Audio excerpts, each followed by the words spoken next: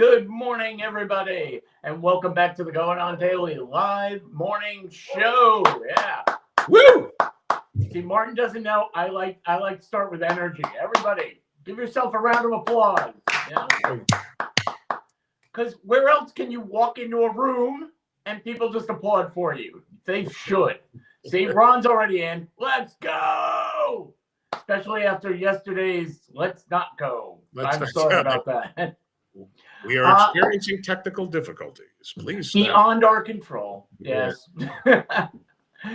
In case you don't know, my name is Ira, and with me for the first time, I get to say welcome, Martin Blanco. Thank you, Ira. Be gentle with me. Now, I'm glad to be here. I've seen you on a couple shows. I'm glad to have some conversation with you. Well, it looks like I don't need to be gentle. If I'm looking behind you, you have a pool behind you? I don't. All right. So I'm in what is ostensibly my son, who doesn't live here. My son's former bedroom, which is now my office, which is kind of drab. And this background with the pool is the only thing I've been able to figure out to post up here. I have not been able to figure out anything else. So, it looks nice, certainly in the winter months, but it is not an accurate reflection of where I am. Okay. So Ron's in a secret location right now. Maybe one day we'll play Where in the World is Martin Blanco. I'm happy to share where I am, and I'm happy to put some other images out if only I could figure it out. So there we go. We'll get to that. Yeah, I'm not far from you. I'm in Connecticut, so I'm not as the crow flies. Oh, okay. We got the East Coast covered. We got me in New York. You got you in Connecticut. We got Ron in Rhode Island. We got 95 locked down. Yeah, there we go, baby. Up and down. Okay. Now, you have to follow us. I mean, you don't have to, but I know. I saw your name up there, but I thought I covered that I called you Ron. Don't worry about it. Okay, that's fine. I didn't even notice. That's okay. See, that's how quick we cover. But Captain Ron has to keep a tight ship. No, that's fine, Becky. I mean Ira. I'm sorry. See, now we're even 1-1. We want you to follow us on social media. Yes. We really do. And let's see. Here's just a few you can go to. Go to Facebook, and it's Facebook at RI Broadcasting. Or for those gamers out there, and now a big podcast place is Twitch. So go to Twitch at RI_broadcasting. Okay. Don't forget about TikTok. I don't know. Should we start to forget about TikTok? My prediction is it's going to be fine. Something will be worked out at the 11th hour. You hear that? Martin is going to buy TikTok, and it's going to be fine. Something will be worked out in the 11th hour. So it's TikTok at RI Broadcasting. And of course, there's YouTube at Rhode Island Broadcasting. And if you really want to go that extra mile, and we want you to, go to Patreon. Patreon at RI Broadcasting, where you can buy mugs and stickers and pens and pins and all that stuff that helps support the show. So, do you have any social media you want to add on that, Martin? I'd love you guys all to listen to my podcast. The two podcasts. One, I Wish I Were a Prosciutto. And you can find out where places, the typical places you would go to find podcasts, Apple Podcasts, Spotify, Audible even. And that's about Italian food and Italian food home cooking and the traditions and stories behind it. And it's very, very funny. So my other podcast is with my friend Greg Van Antwerp. It's really his podcast. He lets me play. It's called Stories from the Attic. And Greg goes to estate sales and finds extraordinary bits of really forgotten history, and we discuss it. Also very funny. So. Oh, good. I love that. And, since we're playing that game, you can go to any social media, type in Circling the Drain podcast or CTD podcast. And that's ours. And we're a show about nothing. Because everybody has such hard lives. You're going to work and you're going wherever and you're getting sick. You need a laugh. We bring you a show that will lighten your mood. So now let's do that here. And we have stories. It's Tuesday, January 14th. And Martin, I believe you have a story about a planet party. Planet Party. Yes, January is the month for people who like to experiment and Whoops. like to look at the night sky. And much to see. Last night, although I did not get to see it last night, the moon and Mars crossed. The moon crossed over Mars, so to speak. I did not get to experience that because of the cloud coverage in my area. Oh, But really, if you go out any evening now, as the sun's setting early in the evening, you can enjoy seeing right now 2 planets, and in a couple days 4 planets all at once. So right now, you can go out, you will see Jupiter and Venus, and Jupiter will dominate the sky. Well, the thing that you see that says, "Oh," it makes you go, "Oh, what's that?" Are we being right. invaded? Are we being? That's just Jupiter. Okay, and look southwest, and you'll see Jupiter, and you will also see Venus. What distinguishes the planets from the stars, their relative size is going to be part of it. But as the saying goes, "Twinkle, twinkle, little stars." The stars sort of have a little sparkle, twinkle. That's because they're emitting light. The planets reflect light, so it's sort of flat. So go out, you will see. I promise you, you will see Jupiter and Venus. And on the 17th and 18th, they will be joined um, by Mars and Saturn. Mars will Oh, very cool. color. Mars will have a reddish hue. They'll sort of look like they're kind of in a line, but not, not really. It's our perspective, but they'll all be in the same window for you to see at night. So 4 planets. And for those who are really ambitious, if you get some astronomical binoculars or a telescope, you can also add this month, a little later this month, those 4 planets plus Uranus and Neptune. How about that? Wow. Yeah, but the other 4 Now, you can see naked eye.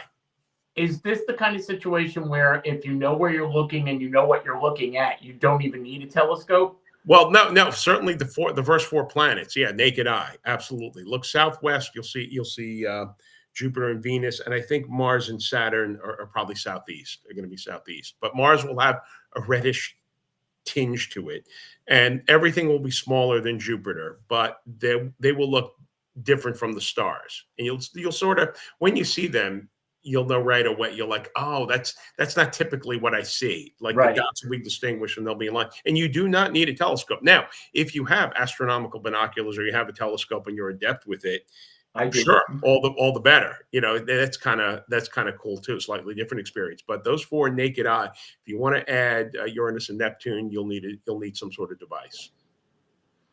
Now, I want to stay on the astronomical stuff. Yeah, sure. What was it? About a month ago, we had the aurora borealis actually come like down to the northeast coast. Did you get to see it?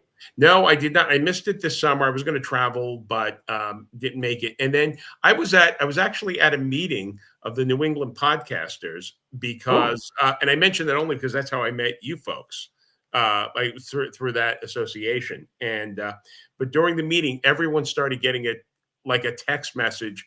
Did you see the aurora borealis? And I did not. I was in the meeting, and by the time I left, it was gone. Where I live in Connecticut, several of my friends saw it. Several did not see it; they missed it. So it's more of a climate thing, but than anything else. But we see it in the sky, and I've never seen one in person. It looks spectacular. I hope to do it. If I have to go to Iceland, if I have to go to Greenland, if I have to wherever I have to, I would like to see it. But hopefully, I can see it one time in Connecticut. Well, out of those 2 places, definitely Iceland, because Greenland is not a fun place to visit. Oh, yeah.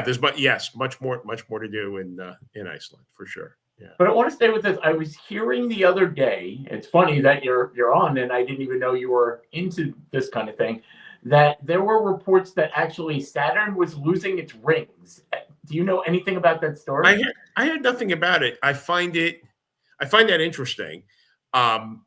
If it is happening, it's not happening like Thursday. It's gonna No, happen.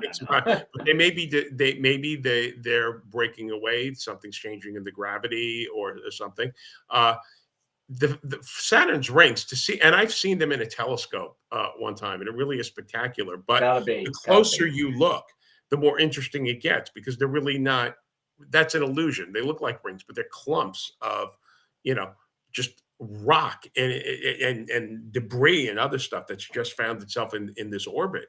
And so the more you study them, the more interesting they become, and that sounds like a compelling phenomenon that maybe something there's a shift in the gravity, so it's not going to continue. But I will look that up though. According to Ron, Saturn's getting a divorce and it's losing its ring. It's very sad when it is. They they get together with such high hopes, and they last a couple million years, and then one day it's all. I still say it's successful. I mean, but what about the moons? I mean, who's going to get custody of the moons? The moons. It's always the moons that suffer. It's always the moons. It is. It's always the moons that suffer. They turn away. They show you their dark side after that. Yeah. We just can't. Right here. Okay, Ron. Right. I think you have an assignment to book Martin, myself, and Neil deGrasse Tyson. That would be awesome. So we could just bounce questions off of him all day and see what happens. I have a great Neil deGrasse Tyson story. It's one that he told, I think, Letterman or Jon Stewart. But when he was in graduate school, he supplemented his income by working as an exotic dancer. And he had an act where he would wear a little bikini thing. He tells the story. I'm not telling any stories. So you're saying he shows off his Uranus? Okay. Yes, words to that effect. Part of the act, though, that they would light the bikini area on fire, and then you dance for a bit, and then it would sort of burn off before it did any damage. And the name of the act was, and again, when I tell you, I am not being facetious. This is not a joke. Okay. And he told this story, to the world on TV. It's called Great Balls of Fire. He said he did it once, and that was enough for him. True story, Neil deGrasse. So Neil deGrasse Tyson is the baddest of the badasses. He really is. He is. Yeah. He is. The full package. Yeah. No pun intended. Yeah. Oh my God! I was thinking Dark Side of the Moon, but we kind of already did that joke. Let's see. Yeah. We're not going to go into puns here. Let's not devolve into that right now. We made the point. Yeah. No. Yes, we did. And we'd be remiss right now if we didn't talk about what's going on in California. Everybody knows about the wildfires out there. Yeah. And what's happening. And it's, the saddest thing in the world to have a fire season. And this seems to be the worst. People are losing their homes. Some people are actually losing their lives. And I have a story about a go bag. And for those who don't know, simply put, a go bag is something you have already packed so that if you have to leave, you will have some necessities for you. Now, this is what they tell you to bring, okay? And I'll make it quick. Food and water, like protein bars and bottles of water, that's a necessity. How much water do they recommend? I apologize for interrupting. Did they write, was there a water recommendation? There was not a water recommendation. And I don't even know. If you know about bottled water, you're not supposed to leave it, what was that, in the sun for that long? I know it's going to be in a bag, but, we're being a little nitpicky about it. Okay. But food and water, a phone charger, and a backup battery bank. So, because your phone's going to be your life. Yep. A battery-powered or small crank radio. Let's see. Extra batteries for that. A first aid kit and any of your medicines. Make sure you have plenty of those. Yes. Toiletry items. Make sure you have your glasses, contact lenses. Copies of important documents. That's actually very important because you don't know what you're going to have until it's gone. And one day you'll think, I need my birth certificate for something. And that'll be gone. Let's see. Here's a good one. Cash. And we're not talking a lot of money, but we are talking a little bit. You have no idea if you're going to have access to your credit cards, to your debit card. For God's sakes, it could melt for all you know if it's in the house. Seasonal clothing, a blanket, a pen, a notepad, and a whistle. So they tell you that, and an emergency plan in case your family and friends get separated. You have one meeting place. Now, would you say all that is very sensible? Absolutely, 100%. Those are items you can think of. And because, okay, you're not supposed to leave plastic bottles in the hot car for sure. Great Yeah. way to get cancer, supposedly. Well, thank you. And you're probably right. And let me add to that. There's a lot of things you shouldn't leave in your hot cart, like hand sanitizer. Like Children, chemistry is happening all the time. And that's sort of what the LA fire is. And we don't think about it because most of the time we can live our lives within the realms of safety. But then yeah. stuff happens. But things, the bottles leaching chemicals in the water when they get heated up, concern. The chemicals in hand sanitizer, if they're in a hot car. Yeah, I don't mean 70 degrees. I mean, no. Florida and California desert for hours and hours. But 90, you need to be 100. mindful. Need mindful of these things. Sure. Absolutely. Now, we're sitting here right now in our homes and we're safe. And that's when you pack your go bag, because then you can think about things you Yes. might need. Now But think about it. Yeah. The alarm goes off in the middle of the night and it says 10 minutes to go before you evacuate. You might not be thinking too straight. No. And there's a bunch of people online who have posted what they actually did grab when they had to leave. This is not a public service announcement in the beginning. Well, maybe it is. It's to show you what can happen and why you need to pre-think. Okay. One woman grabbed her most important things. Everything from the Taylor Swift Eras tour that she had collected. Life goes on after the fire. I don't know. Sure. I mean, when you're sitting out there, you got to listen to that music and just go to your fire era. Go. Another woman, she said she saved what was important to her. She didn't take her clothing. She took her designer purses and her personal devices. Ah, yes. Manufactured by the good people at Hitachi, probably. Well, she has nothing else to do, but I don't know where she's using it. Either way, I'll tell you where she's using it after the show, Ira. Thank you. I need to know that. You can write to Martin, and maybe he'll tell you. Below the belt. Let's see. Someone else revealed they took all their knickknacks from their grandma's 1850 collection, her first communion booklet, and her Taylor Swift friendship bracelets. Right up. Priorities. Becky, I hope you're actually up and watching, because she's not a fan of Taylor Swift, so I'd like to see what she can say for these people. Here's my favorite one. Man said he totally believed. He goes, look, I panicked. I didn't know what to grab. I only grabbed two things: my phone charger and a deck of Uno cards. Okay. Well, if he had the water and some of the other stuff, that's great, right? But all right, not bad if he only had to take two. Was he throwing down a reverse card for the fire? Yeah, does it work like that? He got a bad deal. I don't know. Man. This woman bought family pictures. Yeah. Her new pair of boots and her childhood stuffed animals. Okay. It's interesting. She said animals and all my grandma's knickknacks, someone else. And that could be 10 knickknacks, or I don't know, it could be like shelf loads of them. I'm conjuring up an image of someone sweeping dozens of knickknacks or stuffed animals in boxes, Good Lord. Oh, God. I mean, I want to be hard on these people, but you think 10 minutes and you're woken up. Yeah. In the middle of the night, get out of your house, just grab what you can. Hi, Becky. Thank you for listening and commenting. Let's see. And then, well, like I said, you have 10 minutes to get out. Not for this one woman. The fires are coming into her neighborhood.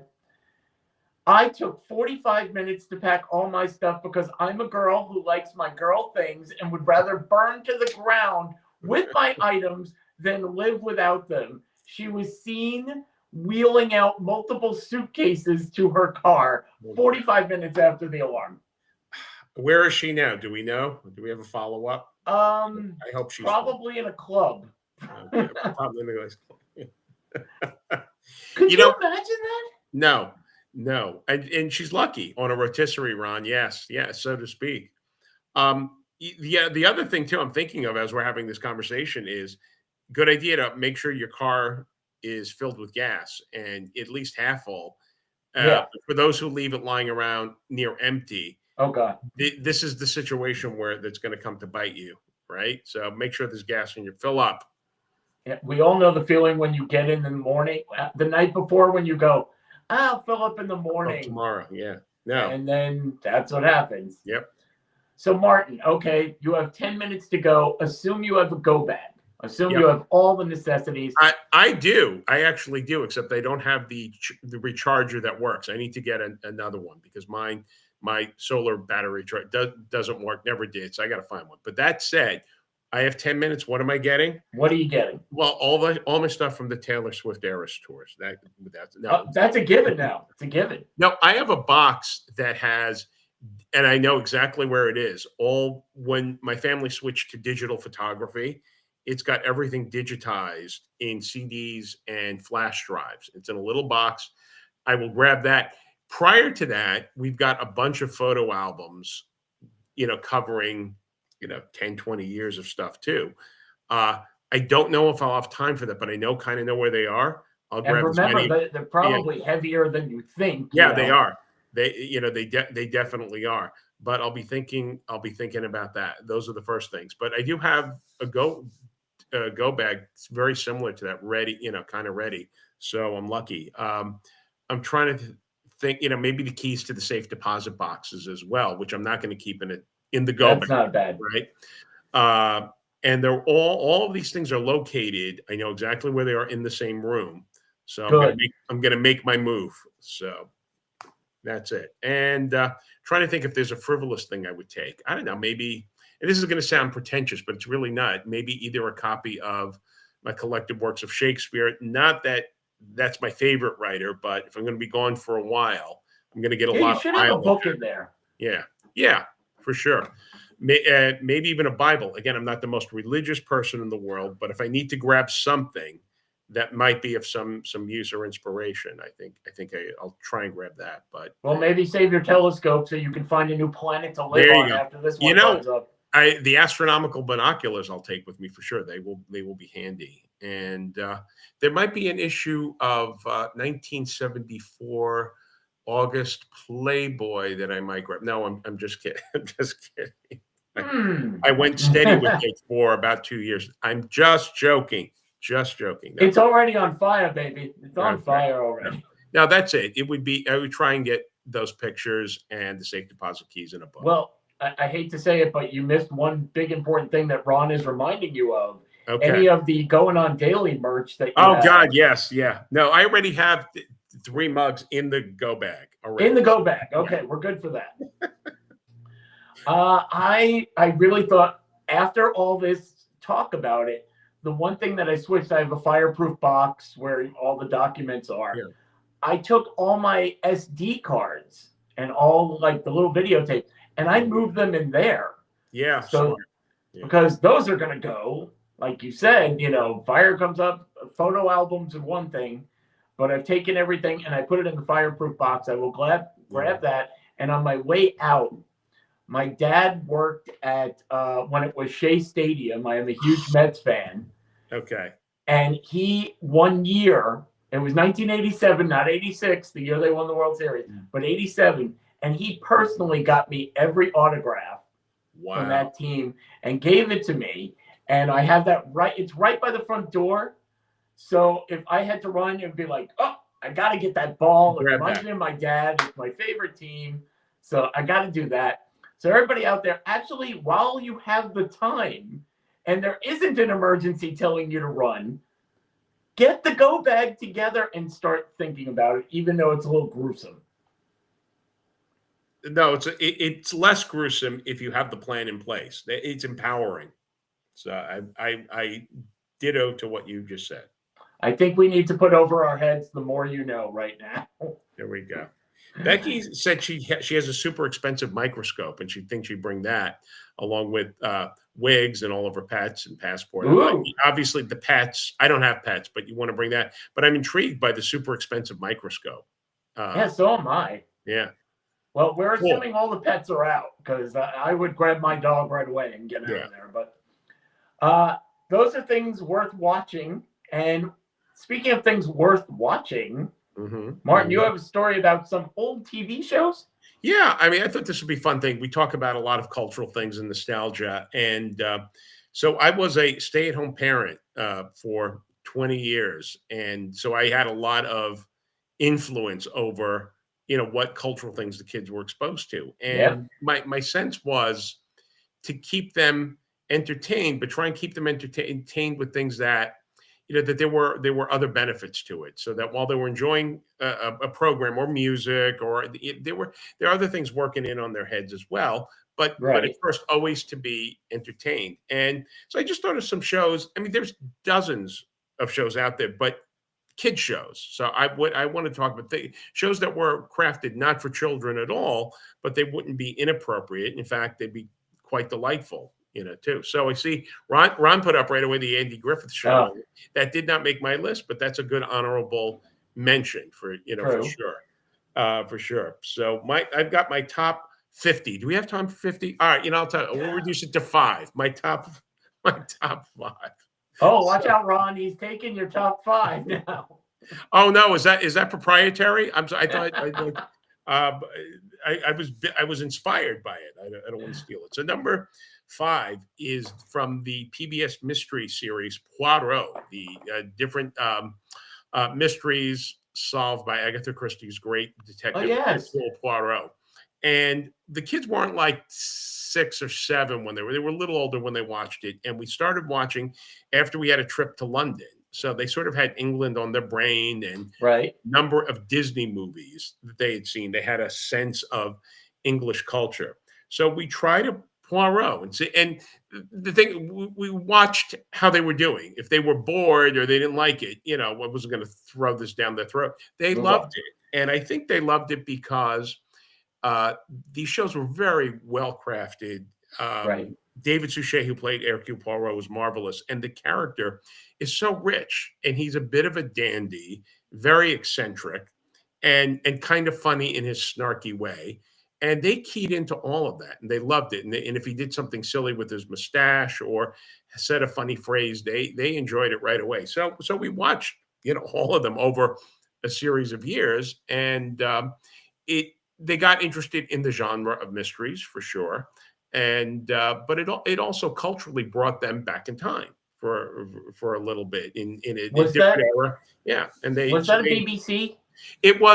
we saw it on PBS. Now you can see it on BritBox. It was certainly an English creation, and Oh, really delightful. And there's no shortage of from the genre characters, periods. Pick the one that suits you. absolutely. We love Poirot. There's others, that would be on my list as well, but that special place for that. All right, number four, and here's a show. Number four, I get a feeling and you love the show. I'm going out here. Get Smart. Remember I did. I the great did. spoof of spy culture and James Hmm. Bond, created by none other than Mel Brooks and Buck Henry. Buck Henry, probably the funniest man in America that most people don't know. And it was silly. It was funny. There was a little excitement. And I had a son and a daughter. They both loved it. Uh, they laughed. They howled at the silliness. Of course. Yeah, and it's just enough excitement to get the blood going, but nothing too ugly or violent or anything, or even there are flirtations. There's a sexual overtone, but it's very very genteel, certainly by today's standards. Oh, definitely. So you got a sense of everything. So and we laughed, and we full stop. You laugh. That's one of the best shows. That was one of the best comedies Yeah. around. It really is. So we enjoyed that. All right. Number three, we've discovered this by accident, thanks to the good people at the Walt Disney Corporation. But in the 1960s, maybe the late 50s, in the wake of the success of the Davy Crockett series, they went and dug up another historical figure from the early days of America, and they serialized it. And while it did not catch on like Davy Crockett, it had its following, and it was called the Swamp Fox. I don't know if you've ever heard of it. No, I can't say I have. It's set in Revolutionary America in South Carolina, and the Swamp Fox was the nickname. Excuse me for 1 second. Sure. I'm sorry. That's all right. Here. There we go. My dog is howling. Because he likes the Swamp Fox. No, the Swamp Fox refers to Colonel Marion Barry. I knew that. You knew that. All right, cool. I did a report on him in school. Oh, as soon super. as you said it, I went, I know who that is. So, all right. So Disney crafted like 10 or a dozen adventures as he led a bunch of, rogue patriots, but they, you could say these were in a way rebellious terrorists, but they were keeping the British at bay, fighting for independence.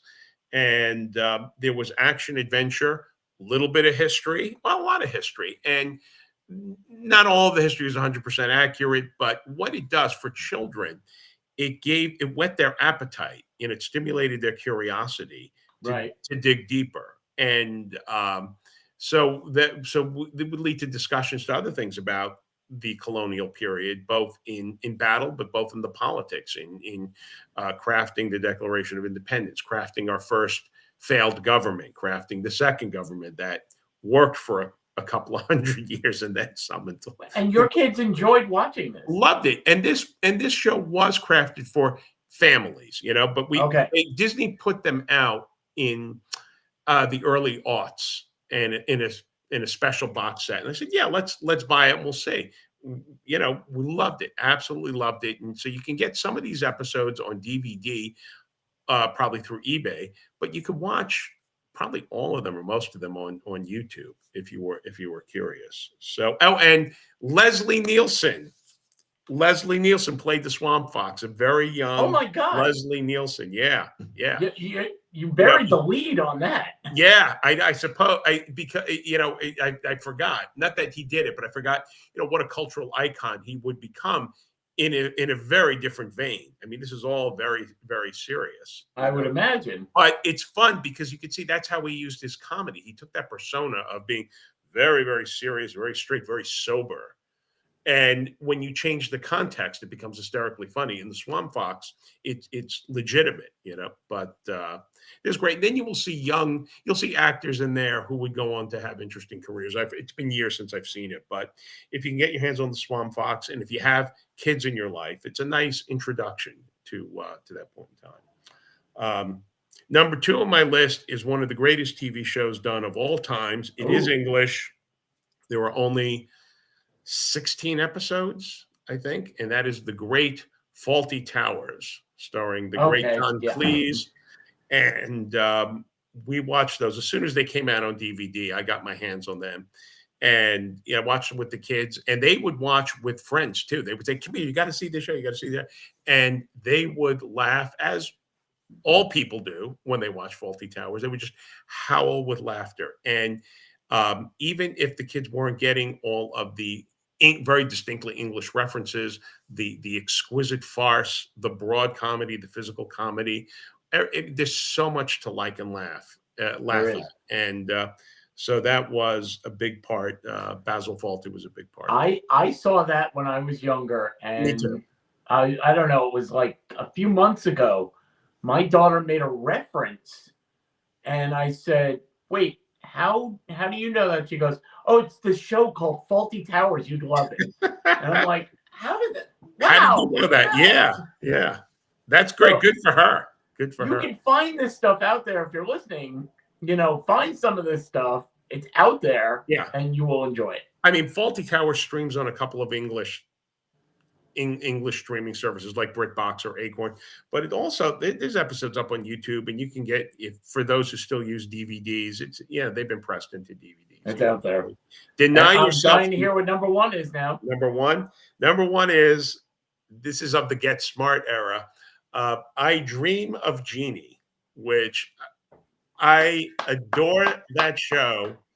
It is vastly, I mean, it's appreciated, but it's underrated. It is brilliant farce, and Larry Hagman is an extraordinary farceur, and Barbara Eden hit the perfect note of being, incredibly uh, attractive and warm and loving without being salacious. Yes.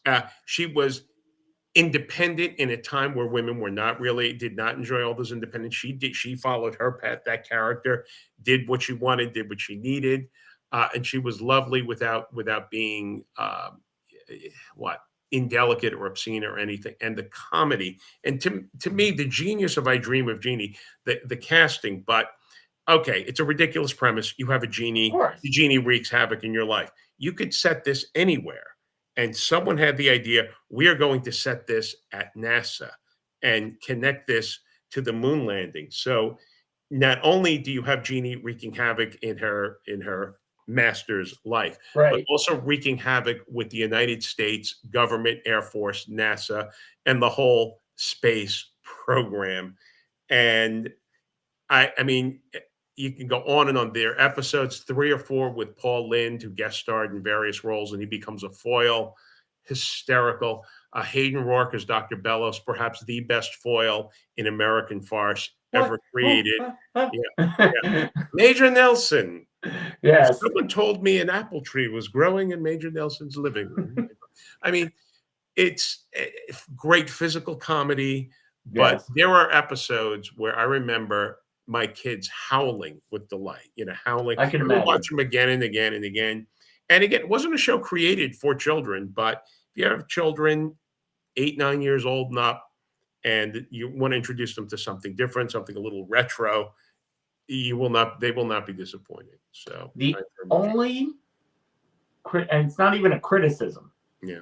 I would have Get Smart higher than I Dream of Jeannie, because if you wanted to, you could say I Dream of Jeannie or Bewitched, and Okay. it's sort of The same. It's funny. For all my affection of I Dream of Jeannie, I do not care for Bewitched. Not to take anything away from it, and I can tell the difference is. And look, it's not to say it's bad, just not to my taste. right. But the difference for me is Larry Hagman, Barbara Eden, Hayden Rourke, even Bill Daly. I mean, they're just so good. But Oh yes, setting yes. this in NASA gives it a layer of comedy where it's very domestic in Bewitched, and that's fine. But for me, it tickles my funny bone much more that NASA and the Air Force are at the mercy of all this mayhem. I That makes the difference for me. But that's a matter of taste. You could certainly, if one's crafting a list like that, definitely put Bewitched on it, because that might have the appeal for you guys for sure. The one thing that we do know is everything on that list is very likable. Yeah, yeah, and very I don't see friendly. how they couldn't. And now I have a list of my own Okay. of phrases that will make you likable to other people. Not that you're not. Oh, look, I got a thumbs up. Thank you. So being well liked isn't the end all be all of the world, but it does help you in your professional and your personal life. Everybody wants to be liked. Nobody wants to, go out there and have somebody just go, I don't like that person and I'm not going to give them whatever.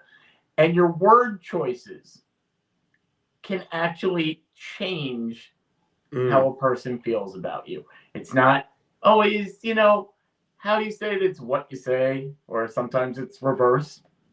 So I have a few phrases that psychologists have said, this is going to make you sound likable to others.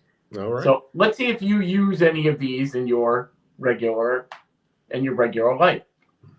Number 1 is a simple one. How can I help? It just shows that you're caring about somebody else and you're willing to lend a hand. And I mean, how many times do they tell you, have you checked in on somebody just to see if they need help? Have you asked a friend, a coworker? I think it's self-explanatory, right? Yes. Yeah, it is. It is. The one I use that's akin to that, I don't use that one. I think the one I use just out of the course of life is, what do you need, or what do you need from me? There you go. Similarly to that, but it's the same sentiment, I think, behind that. Ron's used it. There we go. Number 2, I'm so glad you brought that up. It's a phrase that acknowledges the other person's contribution, because there are so many times you just shut people out. They don't feel seen or heard. Yeah. By just saying that one little thing, you make someone feel valid. Yeah. Mm-hmm. Oh, look at Ron is just Ron. on fire today. Yeah. He's used them all. All right. That's why Ron is so likable. He is, isn't it? Yeah. Okay, number 3.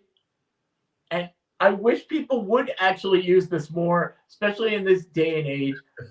What do you think?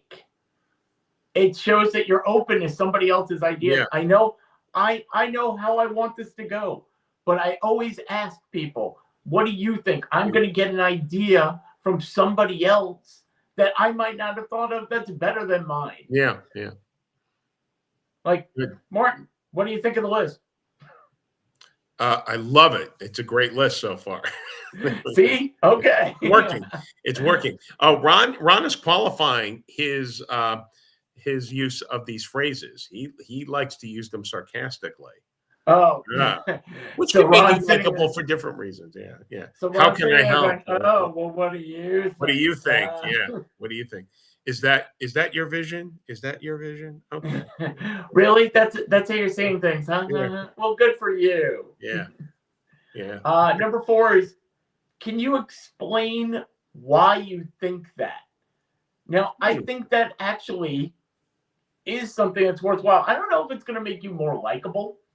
They say that it encourages an open dialogue. Yeah. So I understand that. Have you ever been in the conversation, and I'm sure we all have been, where you can tell this person's going to die on this hill to just, I'm not going to listen to anything you say because I know everything.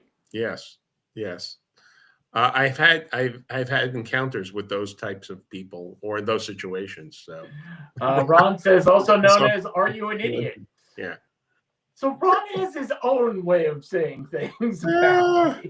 He uses the phrases, but he employs them with a certain tone for a different effect. Yeah. Yeah. And I wouldn't call it gravitas, but let's see.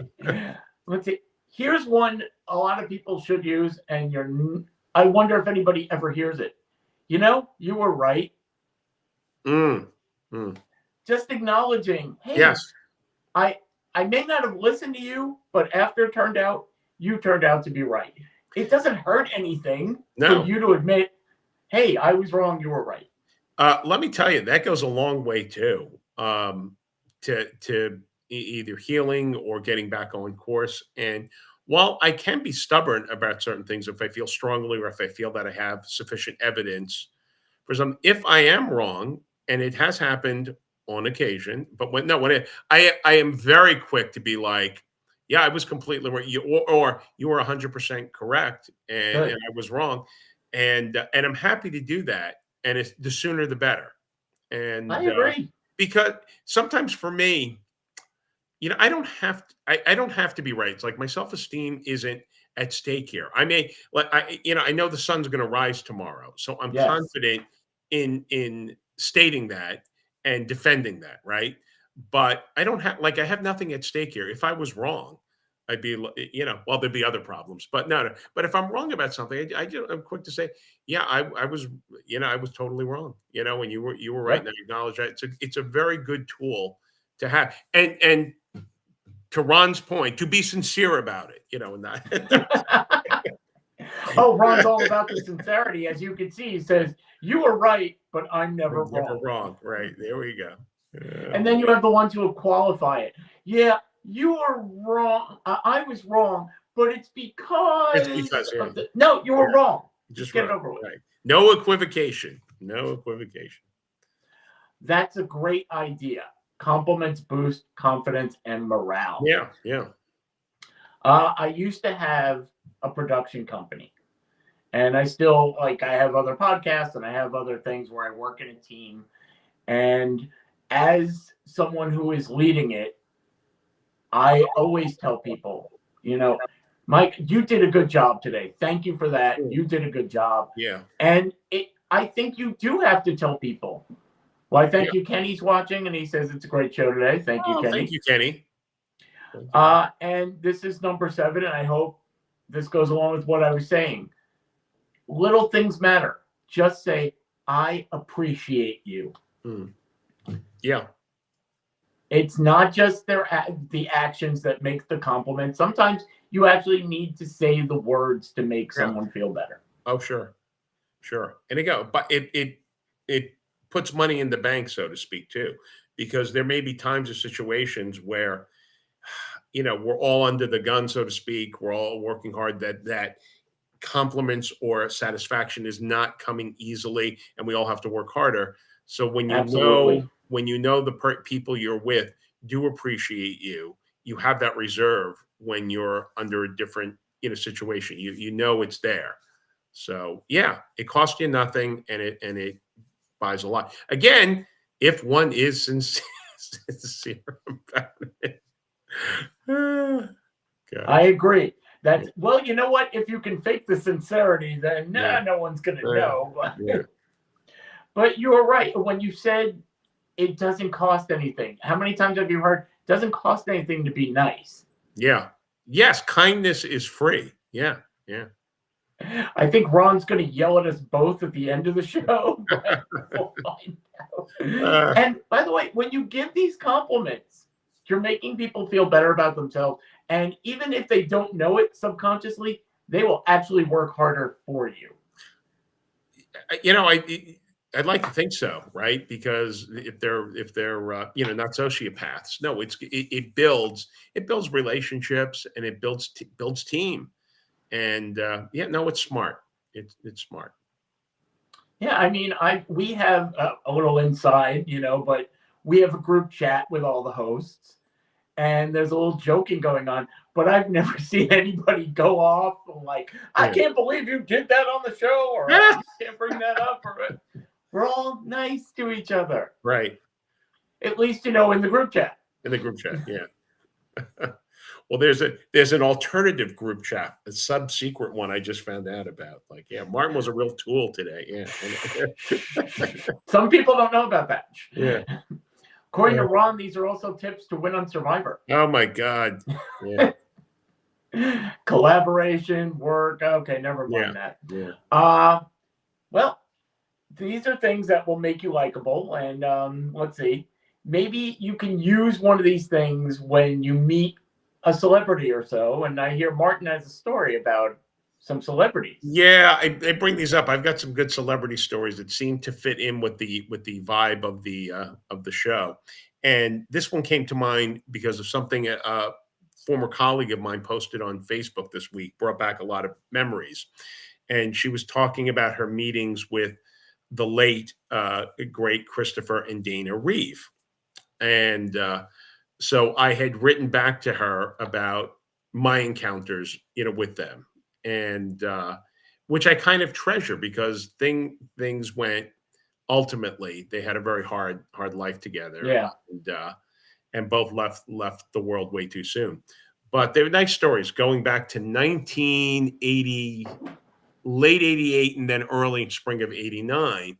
I was a graduate student at the Yale School of Drama, and I was studying theater administration. Up until that point, I had a brief, undistinguished career as an actor, and I really wanted to broadly produce plays and maybe direct plays. So I'm in this program, and I'm there because at the school they teach all the disciplines of theater, and I wanted to be there not with just other administrators, but I wanted to meet actors, directors, designers, Good. Yeah. stage managers who would be working in the field going forward, and forge relationships with them. And then the school was designed so that you took classes, but then you worked at the highly regarded Yale Repertory Theater.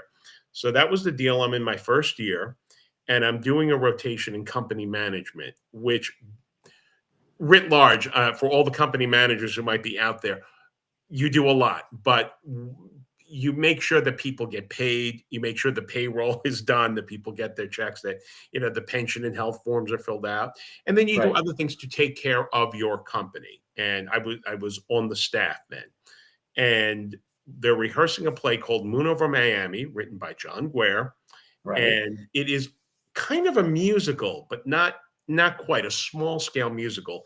And there was a chorus of mermaids and FBI agents.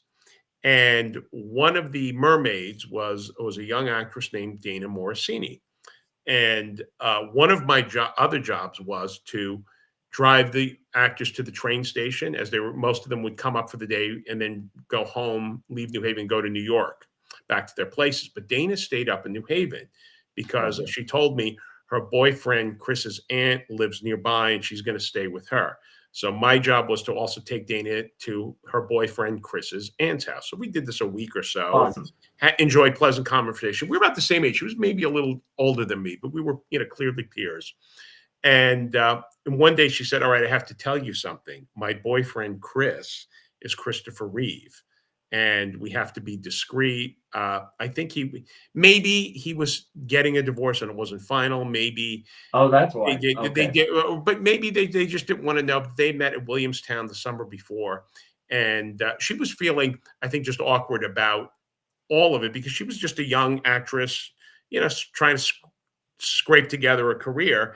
And by Right. chance at Williamstown, she met Christopher Reeve. I'm like, well, that's very cool. And I said, no, I'll be totally discreet and whatever. And then, so eventually, what happens is they don't have enough actors for this production. What they would do at the Yale School of Drama is supplement the cast for the Yale Rep Show with students from the acting program, and they Oh, did. okay. But this cast was so big, they didn't have enough to spare. So they had open call auditions to be in the chorus. They needed to flesh out the mermaids and FBI agents. So I auditioned and the playwright John Guare was there at So the. how were you as a mermaid? I was not a mermaid. No, no. Oh. They said no, but they said, but you could be an FBI agent. We like. So I sang for John Guare. I did. They asked me to do an improv, and since we're talking about John Cleese later, I improv. I totally aped a John Cleese temper tantrum and thought it was absolutely hysterical. And they said you're in. So I'm now on the show, and Dana is paired up coincidentally as my dance partner. So I was Oh, the awesome. FBI agent to her mermaid. Also in the show were Stanley Tucci, Tony Shalhoub, Oliver Platt, and Julie Haggerty. If you remember from Airplane, I there's a know reference all to of them.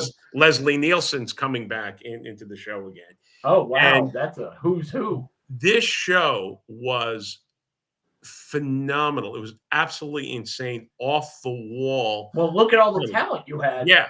Yes. And those people were, to a person, and everyone else in the cast, great to work with. Uh, it was a strange show. It was a weird show, but it was so funny. And Stanley was wonderful. Tony, Oliver, all, excellent, actors, excellent people. By the way, Dana Morosini, now Reeve, excellent singer and dancer. She had a beautiful voice. Once upon a time, I sang seriously. I have no voice anymore. That's all gone. But I was Oh, never a dancer. Dana was a dancer, and it was just great fun. And I ended up working with Stanley in another show at Yale Rep a couple of years later, based on Moon Over Miami. Same director goes, Martin, we need you to fill in. So I got. Well, after I'd given up acting, I had done a couple of shows with a young Stanley Tucci, which was great. So in oh, that, and then I eventually met Chris one night. People were out, right. and the boyfriend Chris came out, and I met Christopher Reeve. That was the one and only time. So during the run of this. So And at that point, it was still, this is Superman. This is, yes, yes, oh yeah.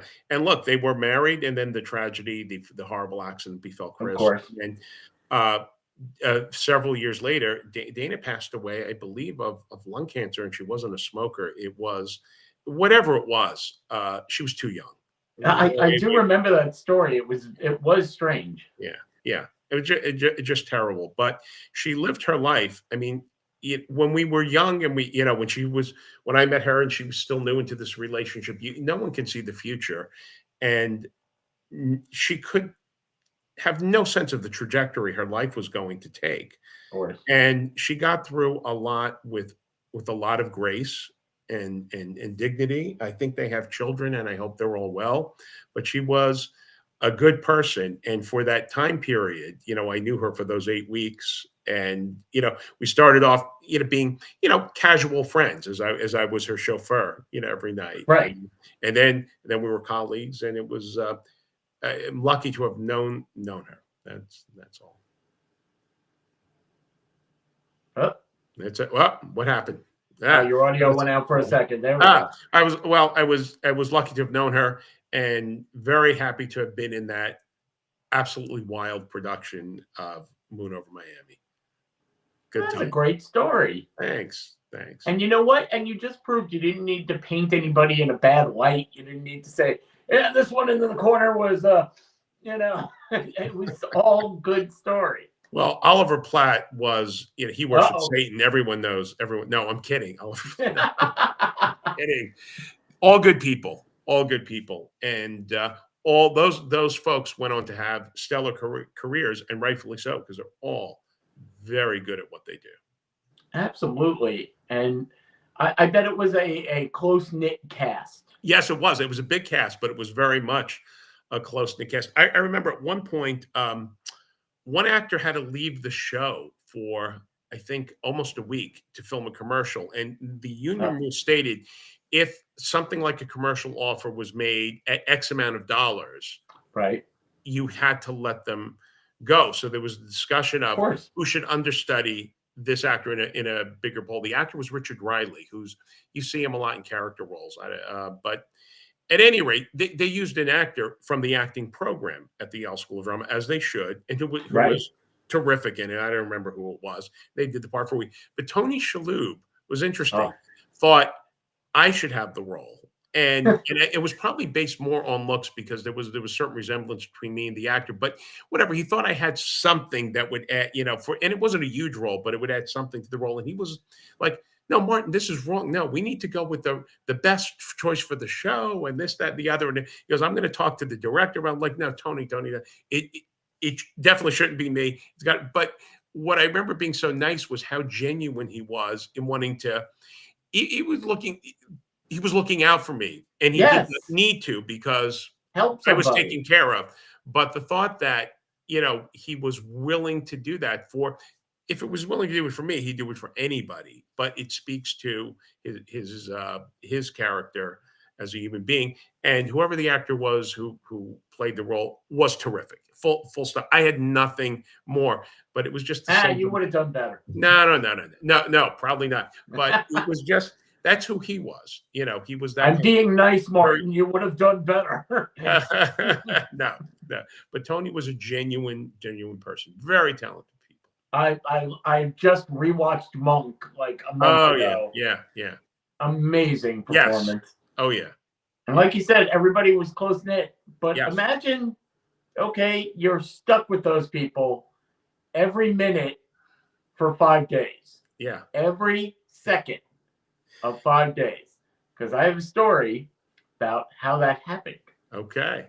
So imagine, if you will, you're celebrating New Year's Eve and you're in the UK and you want to go somewhere a little special. Okay. Well, I'm going to go to the Tan Hill Inn. And you say, why is that so special? It is Britain's highest pub. No, not that kind of high. No. It's Britain's highest pub. It is 1,732 feet above sea level. As you would imagine, you have to go up quite a bit to get there, but the views are spectacular. People stay there. It's a wonderful place. Well, they went up there for New Year's Eve, and there were 23 guests and 6 staff members there, and they had their little party, and it started to snow. Well, it's New Year's Eve. Just gonna down a few drinks, have some food, enjoy the evening, and it's still snowing out. No problem. I'm gonna go to sleep. It's the inn. We'll all go to sleep. Wake up the next day and it's still snowing out. And we're on a hill. And you open the door and realize you're not leaving that place. So what do? They called emergency services, and the fire chief called up. And they said, you're where now? Where at the pub, up there? And they said, don't worry, we're going to get you out. They said, great. When are you going to get us out? Oh, we don't know that. Thursday, yeah. We're going to figure this out, and we'll get back to you. But you have to be ready at a moment's notice for when we get. It's like the fire thing. Yeah. It's like got to be out in a moment. Get your Taylor Swift stuff. and get out. Well, it turned into 5 days. Wow. 5 days, 29 people sitting there just staring at each other. Mm. And I don't care how close knit you are. That guy's breathing is bothering me. Yeah.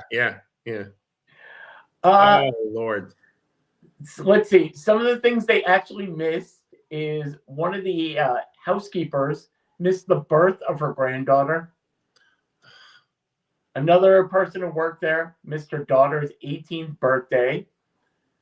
But after all that, they finally got a plow up that hill. Okay. Yes, 29 people. Well, it's an inn. Mm-hmm. So, Ron. So people were sleeping there as well. The only real complaint, imagine this, they don't have a varied menu because people aren't staying longer than a night. The So limited menu. Yeah. every day, yes, there is plenty of booze. Yeah. Every day, oh, would you like some breakfast, sir? We have, well, you can have fish and chips and some Yorkshire pudding. Lunchtime, I'll have the fish and chips and the Yorkshire pudding. 5 days. English muffins. Yeah. No, Ron. No can of beans. Not even a can of beans. Yorkshire pudding. I don't know. And fish and chips. Well, if they had vinegar. I am thinking about that though. Yeah. Now, they had. I'm assuming they had heat. I'm assuming. I can assume maybe that they had entertainment, although it doesn't sound like it. But if I'm going to be snowed in somewhere, I'm thinking they had the best. They had a bunch of people. Yeah. Like Ron says, I could survive, but he's going to kill others. Kill someone. Ron, didn't you learn? You kill them with kindness. Kill them with kindness. Right. And that can of beans you mentioned, just hit them over the head with it. Yeah. See what happens. I couldn't think of a better place. The only place I could come up with that might even been better would have been like an IKEA. Because you could switch rooms. They have food. Yeah. And it is massive. So you could get lost and do something. I'm reminded of George Romero's original Dawn of the Dead, the first sequel. Yes. And they were stranded in a mall. So there was food, there was music, there were games, there was clothes, there was this, and the zombie. There's the first zombie apocalypse story right there. But they had space, so that was a good place to be stranded. I was stranded similarly, not for 5 days, for one day. In my house, we were having a 40th birthday party for a friend. Okay. And everyone, this is like in 2008 or 9, something like that. It was in October. So, October in Connecticut is not early October. There was a freak snowstorm. It just didn't stop snowing. And all the houses where we lived in Newtown were fairly rural. So there were a bunch of people at my house who were prepping the party. Okay. The guest of honor was not there, but a lot of people were. They're doing the food, they're doing the decoration. I'm there with my family, kids, and all this is going on. And then we see the snow, and now it dawns on us, this is not stopping, and it's getting worse. And what happens is, because it was October, there were still leaves on the trees. So the weight of the snow on the leaves started making trees fall. Well, guess what? Roads could not be traveled, including my house, my neighborhood. It was only one of 5 places. Well, I'm sorry, it was one of several places in the town where you couldn't move. Everyone who was there prepping the party was stuck there. The guest of honor, everyone was there except the guest and her family and her kids. But there were men, women, and children there. Now, this is, we don't live in this house. We've downsized. But it was a huge house with a big great room and a big fireplace. There was a smaller living room with a gas fireplace. We had all the food and drink for the party. I did not lose power for a while. So we had heat, but then we eventually lost power. And then with all the snow, we used it for water things and flushing toilets. There were 4 bathrooms there. It was a good house to be stranded in. And there were over 20 people there for sure, of all ages. happily we dug ourselves out in a day, but Oh, okay. but it was for a day. And one of the people there was a volunteer firefighter. So I'm like, what can we do that's safe? He goes, keep the fire like this, keep people this far away. So we had everything. He goes, you can run these heaters, that'll be safe. Don't do this. Let's use the snow for that. So it turned out to be good. Now by day 4, maybe not so much, right? But no one was going anywhere, until buzz saws were taken out and trees were Oh cut. God. Yeah. Now I have to ask now. Yeah. Did you do a makeup party for that guy? Yeah, we did. That was for a woman. We did in November that same year, where it was a balmy, like 58 degrees, not a flake of snow on the ground. Makeup. You We got know, a makeup day. yeah, yeah, we did. So it was crazy. Yeah. Well, But you I never hope. know. You never know. The Oh situation no, could change, absolutely. and then It's beautiful and sunny today, but I guarantee you, any minute it could snow, and we wouldn't even. yeah. That would be it. Well, So well, I will have stores- my. So I guess you have to have a go bag and a stay bag. Yeah, yeah. I'm stuck. So now I just have a closet full of bags in case stuff happens. Oh, Well, and in the wake of the pandemic, I guess you can't have too much toilet paper. You can't. don't worry. There are hundreds of movies about getting stranded. Yeah. There are, and we're not gonna go Donner Party. We're not gonna go live. We're not gonna do any of that. We hope you enjoyed the show. I definitely did. I enjoyed doing my first show with you, Martin. Oh, you were great. I read that. This was a lot of fun.